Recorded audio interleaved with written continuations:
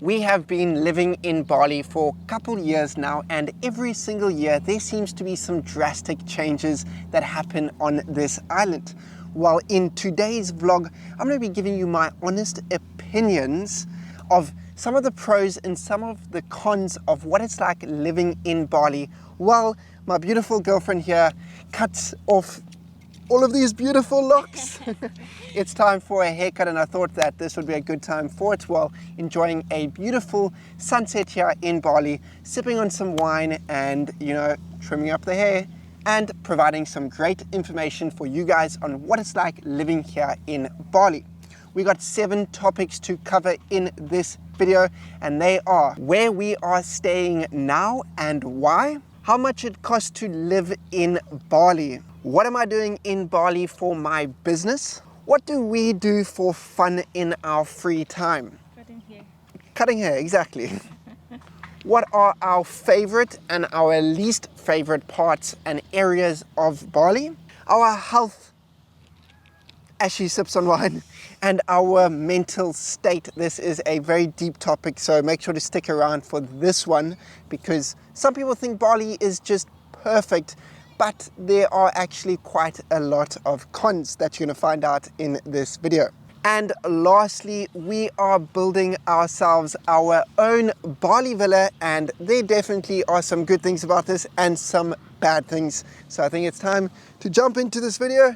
It's time to get rid of all of this. I think we're gonna go completely all off. Short, number 1. But Oh, you don't have to ask me twice. let's see what she can do. So number 1, let's begin. Where are we staying now and why? Okay, now then move. So we have been living in Nua Lamongan, which is actually an island next to Bali. It's around a 40-minute boat ride here. Very beautiful island, way more relaxed, way more quiet, and has very beautiful beaches, as you can see behind us. We were previously living in Canggu, and some of the cons about that was that it started to get extremely congested, extremely busy, and also just a little bit weird because, well, I've been coming to Canggu since 2017, and I can just say that it's not the same as it was back then. And every year it seems to just be, going in a little bit of a different style. But this is cool. This is market trends and kind of just see how it goes along. So what I love about Nua Lamongan is that, number 1, it's closer to my business, what I'm going to explain in, I think, point number 2 or number 3. And this is a major one for me because it allows me to obviously, be more productive. And well, when growing a investment, what you hope to get to $1 million in the next 5 years, well, you got to really put in a lot of time and effort. One of the pros about Lamongan definitely is that there is not as much traffic as in Bali mainland, in places like Ubud, Uluwatu, Canggu, any of the main tourist destinations in Bali. The traffic is quite intense. So being on the island here, it's definitely more of a relaxing atmosphere, what we really enjoy. So if you look in from this camera, these guys behind, they're from the Good Karma project, and they seem like they're coming to do a beach cleanup. What's fantastic, because we're putting a lot of trust in Tonya, and she has already started drinking. So I'm sure by the end of this video, probably my hair is going to be at this angle, even though she says that it's going to be straight. So please wish me luck during this process. Of course I trust you, my little girl. You are my girlfriend of almost 2 years. Apparently I'm not allowed to move, so I'm going to just be looking straight at the camera. We got this camera over. Oh, crap. That's funny. This could be a long video, guys. Anyways, let's talk about point number 2, and this is probably one of the most common questions I get in my comments on YouTube and on Instagram, and that is, how much does it cost living in Bali as a digital nomad or as a foreigner? We are 27 and she is beep years old. So how much do we spend living in Bali? What I can say is that the prices in the last 3-4 years have definitely gone up. That is one thing for sure. Some of the major expenses are definitely our rent, our food, and yeah, maybe gym as well. So definitely rent is our biggest expense, and in the last 5 months we've stayed at 5 different places here in Nusa Lembongan, Bali, and that is just because it is becoming more difficult each and every month to find a place that is really nice for you to stay. So if I have to give an average of the 5 places that we've stayed, well, the prices range between 7.5 million all the way up to 24 million. So this is just for a single bedroom. None of these places have had a kitchen, and it's pretty basic. It's just really a room and a bathroom, and every single place that we've stayed at comes with a specific problem. This is one of the biggest issues here in Bali, is finding a comfortable place that you can stay long term. So some of the issues that we've run into in the last few months staying at these places is mold, construction noises, what you probably are hearing a little bit in this video even, because you can't really escape construction noises anywhere in Bali.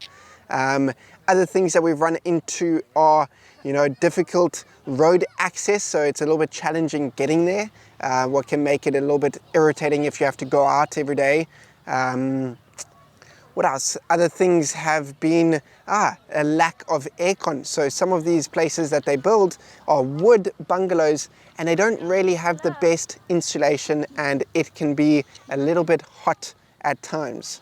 Who was saying hi? There's some random guys interfering in my haircut here. I guess they just want to be part of the barber shop. That's what the boys want. If you guys appreciate the setup that we've gone through to put this video together, I would really appreciate if you just hit the like button. It really does help this video get a little bit more reach, and you can give some people some information on whether or not living in Bali is the right cup of tea for them, or the right glass of wine. So how much do we actually spend on food and drinks? Well, on average, our meals are probably around 100k rupiah per meal. This is obviously for Western type of food. If you're eating local, you could probably get it between 20k all the way up to maybe 60k. But for the sake of point number 6, what is health, we tend to try and eat as much Western food as possible to avoid Bali belly, what we'll cover a bit later. What's not really a fun topic, but we're going to talk about it. Drinks, on the other hand, are probably also around 100k in a day if you're getting some smoothies, water and coffees. Because you can't drink the tap water here and you have to get bottled water, this obviously does add up. So in a day, if we're having 3 meals at 100k, that's 300k per day for food, and then 100k for drinks. So food's like around 9 million per month, and then drinks are maybe another 3 million. So call it 12 million, close to $1,000 that we're spending a month on food, on food and drinks, and then $1,000 roughly for our rent. Another thing that's becoming a little bit more expensive are our visas. Every year they seem to be implementing new visa types, allowing digital nomads to stay longer. I myself am on a investment quitus because I have a foreign business set up here, but every year it is kind of increasing in price. I'm doing my job. Other things that are quite expensive are our gym memberships. These range between around 1 million rupiah all the way up to 3 million depending on where you are training. Gyms like in Uluwatu and Canggu, these are going for around 2.5 million upwards, and that is because they aren't only gyms, but they're also really your wellness centers, because they come with saunas and ice baths and co-working areas, and it's kind of just like a little community gathering. What's really awesome, but comes with a price tag. Okay, number 3, what am I doing in Bali for business, and why do I spend so much time here? Well, if you didn't know, I am the founder of a business called Tropical Glamping. This is a eco glamping lodge on the island of Nusa Penida, so that's directly next to Nusa Lembongan. We currently have 2 eco bungalows and are in the process of building our 3rd eco villa, what is going to be done in probably the next 1 to 2 months. I've got big plans for this business. I've got a whole series on this YouTube channel of what it's like to grow this business. I've got a challenge to myself to get to $1 million net worth in the next 5 years. So if that's going to be of interest to you, also check out that playlist. So what are some of the pros and cons of a business in Bali? Well, the cons are definitely that there is too many businesses that are coming here, firstly, that aren't really following the correct rules and regulations. That's firstly, so there's a lot of illegal business setups. Secondly, there are no really eco practices being implemented, so there's a lot of destruction of nature, of beautiful environments, of trees that are centuries old, what is really, really sad. So we're kind of losing a little bit of our Bali heritage here. I can't say I'm Indonesian or anything, but I've been coming here for quite some years, and I can really honestly say that I'm very, very respectful for this culture. I absolutely love Indonesians. I try and attend as many different religious practices as I can, be involved in the community as much as I can, and this is a big part of living here in Bali, is, you know, being welcomed by the Indonesian culture. And some businesses don't really give a shit, and that's really sad. Yes. Straight.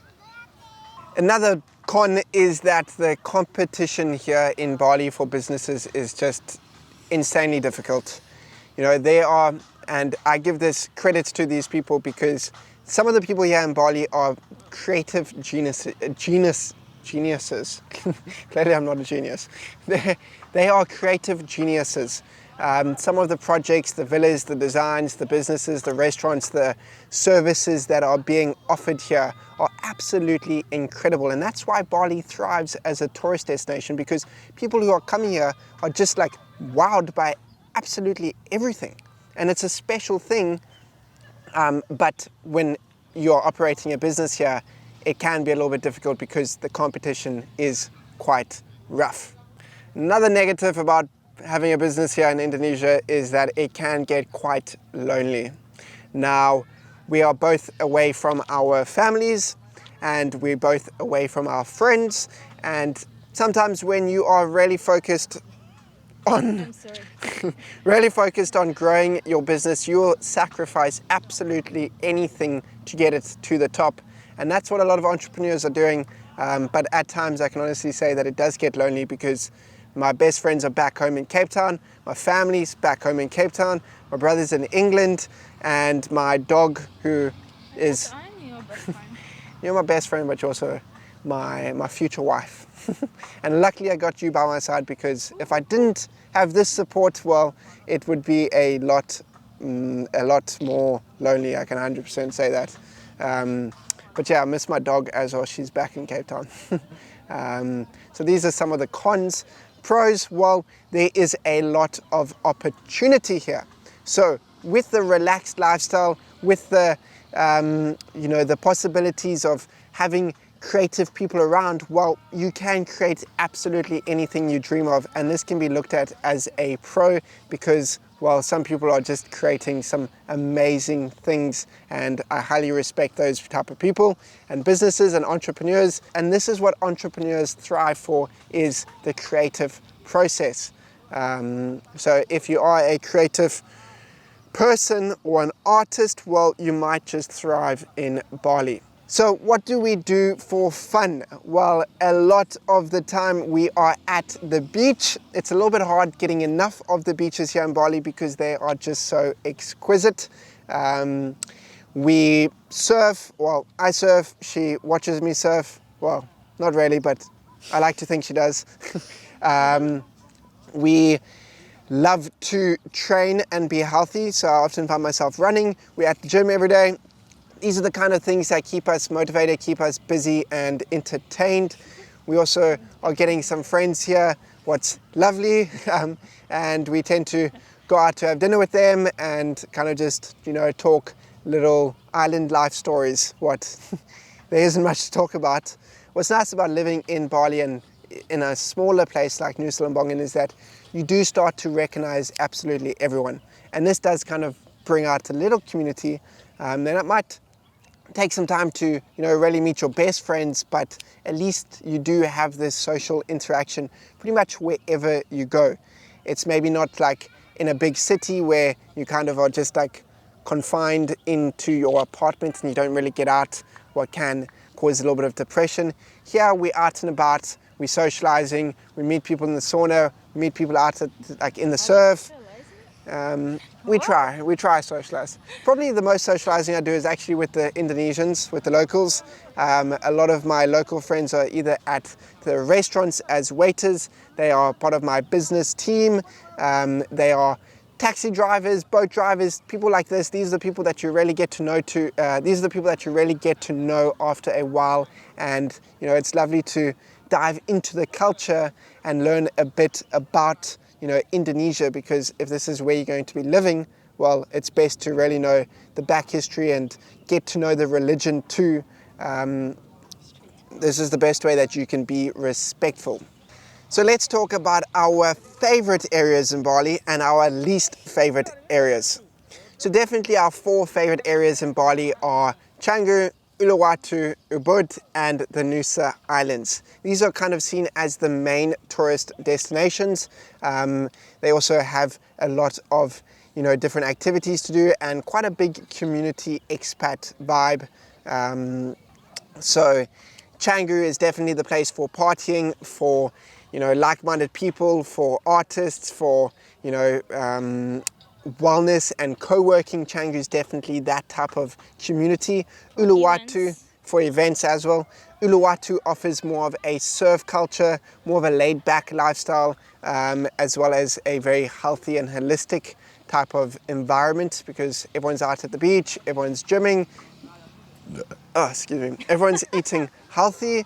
And then you get the people in Ubud, what are more like the yogis, more relaxed, they're living in the jungle, and this is definitely the slowest life in Bali. These guys are, really just zen. A lot of they are Ubudians. A lot of people go there to do their yoga instructor training. People go to retreats there, and it's a great place to actually just find yourself. So if you do find yourself in Bali and you are a little bit lost, Uluwatu is definitely going to be the place. Ubud is definitely going to be the place that you get to find yourself, where Canggu is a place that you can grow yourself, and then Uluwatu is a place that is a little bit more upbeat, and especially if you like surfing and the ocean, you'll really thrive in Uluwatu, as well as parties. Canggu and Uluwatu are the party places. And then the Nusa Islands, where we are, this is more of an adventure and more of an island lifestyle. It is family island. It's really actually like a family island, especially in Nusa Lamongan. It's full of kids, full of couples, and it's a little bit more of a slow, laid-back lifestyle. You kind of have a mix of everything I like to think of. You have a little bit of Ubud because you have beautiful nature. You have a little bit of Uluwatu because we've got stunning beaches, reefs, and great surf. And then we've got a little bit of Canggu because there is a little bit of a community starting here, and there are some really good cafes too. So it's kind of a perfect blend in my opinion. And then Nusa Penida is definitely just all about adventure. This is like a crazy place to go and explore and go and see the beautiful cliffs, go and swim with manta rays, and yeah, this is definitely a great place to go do like a 2-day trip and really just be mesmerized by the landscape.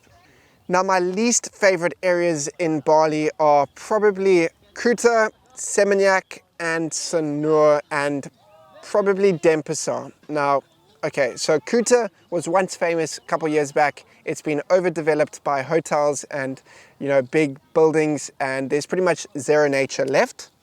It's also kind of like a dead zombie town in a way. It's hard to explain, but it's a bit weird. There's one good thing in Kuta called Beach Walk. This is a shopping mall that a lot of people go to do their shopping because it has shops like Zara and H&M and all of the boutique shops if you are needing to get some items. So that's pretty much the only reason why we would go to Kuta. Then Seminyak is was kind of like the Canggu a couple years ago, and it's also kind of faded out. It's kind of a mixture of Canggu and Kuta. It seems to attract a little bit of an older crowd. It's still nice. I still like a few things in Seminyak. There's a few cool clubs there, but besides that, doesn't really like host this community or this like, I don't know. These are just my opinions. Please take everything with a grain of salt. But yeah, that's my opinion on Seminyak. Then my opinion on Sanur. This is definitely for the retirees. So if you are 65 or 60 plus watching this video, well, Sanur is a lovely place. It's a very mellow, older lifestyle. A lot of older expats seem to reside there, and that's great for that. But you know, this is my story that I'm telling, so Sanur is not really a favorable place for me with regards to what we are after right now at our age group.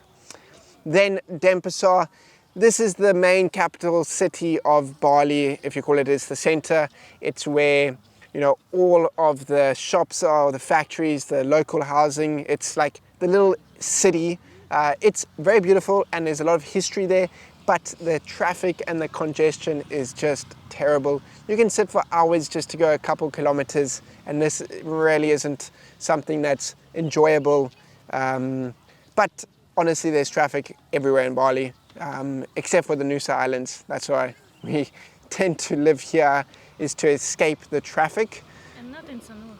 And Sanur also has a little bit less traffic because it's linked with Nusa Dua, and these two areas are kind of really protected, what's really nice. Number six is our health and our mental state. So this is up and down, right? It's up and down, I'll be honest. What's the pros of living in Bali for our health? Well, we have great organic food. You know, it is less stressful than living in a city. We do have a lot of relaxation. We have beautiful weather always. We're getting a lot of sun. We're always barefoot walking on the earth. What's fantastic. There's also a lot of gyms and wellness, and everyone kind of who is living in Bali is focused on their health, and this kind of compounds onto everyone.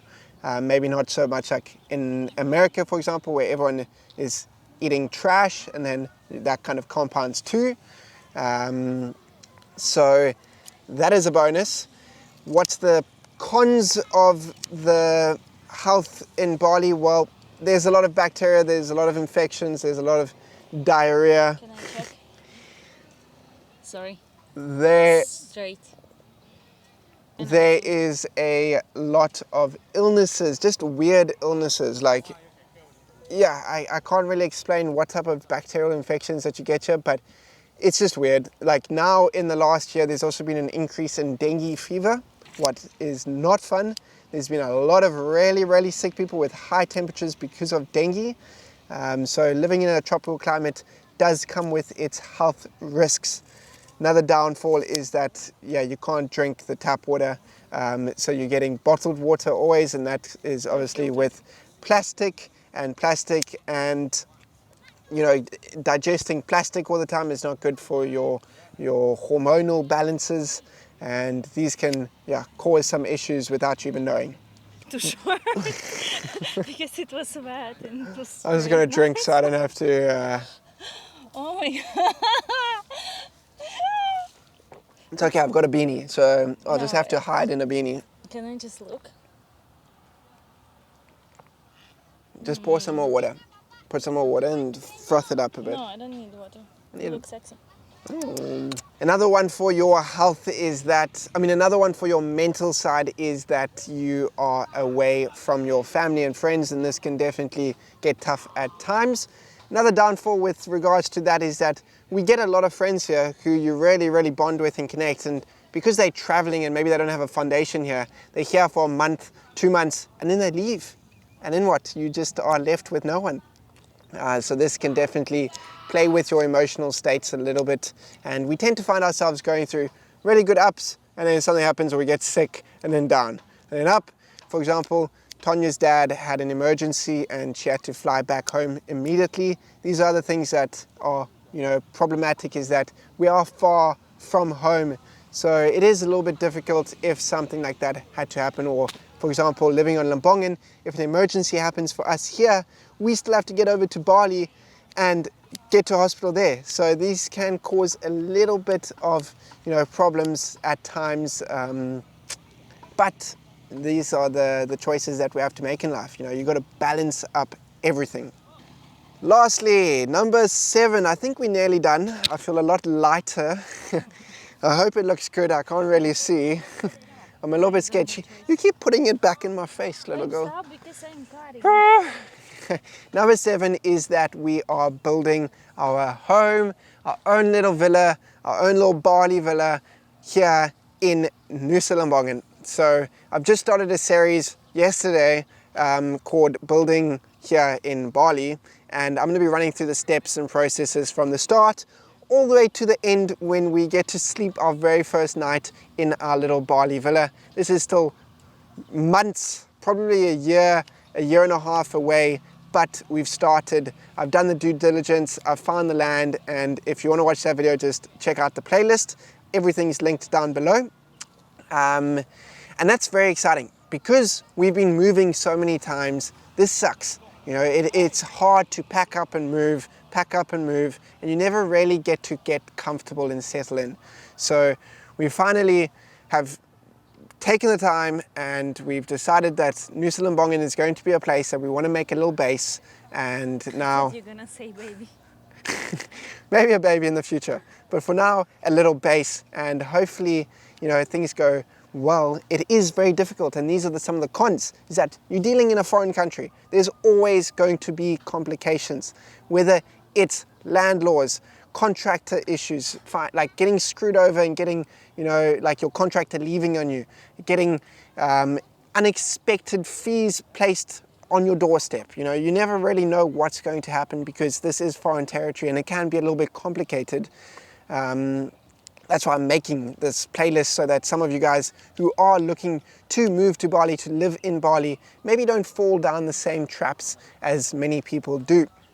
Another con with building in Bali is the decision fatigue. Wow, I am exhausted. I spend hours and hours not creating YouTube videos as I should be, just sitting on Pinterest, looking at all the hundreds and thousands of AI designs that are now out there, trying to think, oh, this could be cute. Oh, this would be nice. Should we build this style? Should we build this style? Should it be 2 stories, 1 story? Do I want a bath? It's like the decision fatigue just kills us. And the problem in Bali, especially, is that there's just too many beautiful places. So your inspiration is just going crazy, and your creativity. It's not like maybe in America or Greece or somewhere where it's like the same houses kind of come up and everyone kind of follows the same theme. Here, you can create anything that you want, and this makes it a little bit difficult when choosing what you really are after. My girlfriend's looking at me a little bit scary here. Just do like this. Woo! I think it's time. I think my mom's gonna kill me. That's the first thing. No, I like it. Oh, that's cool. Oh. Guys, that is the end of my haircut. That's the end of this video. Please subscribe down below. Smash this video with a like if you have found the pros and cons of living in Bali helpful. And right now, wow, let me just show you the sunset quick. Look at this. Ooh, this is the first time I'm getting a little look. There we go. We have a little bit of focus on the sun. So beautiful. Guys, thank you for watching, and we'll see you in the next video. Say bye, babe. Woohoo! Cheers!